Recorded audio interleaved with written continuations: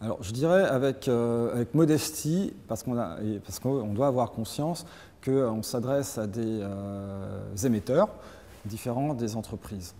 Ce sont des émetteurs qui sont portés par le suffrage universel, qui peuvent se prévaloir d'un vote, d'une légitimité de leur population. Donc il faut aborder ça avec prudence, diplomatie, en étant très au clair sur les valeurs qu'on veut défendre, qu'on veut faire passer. Donc il faut avoir travaillé très en amont pour ensuite essayer d'avoir une certaine légitimité dans son approche en regard de la légitimité de l'interlocuteur émetteur souverain.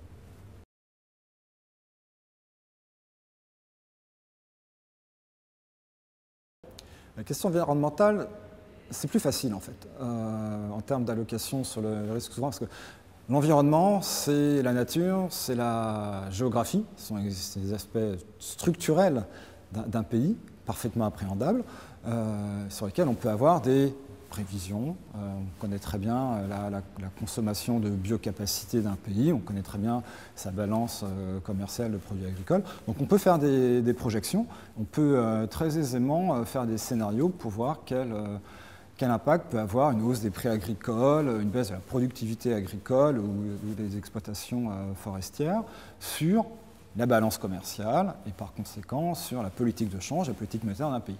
Donc là, on est dans une approche de risque, je dirais, classique, qu'on devrait intégrer dans n'importe quelle approche sur le risque souverain, qu'elle soit ISR ou pas.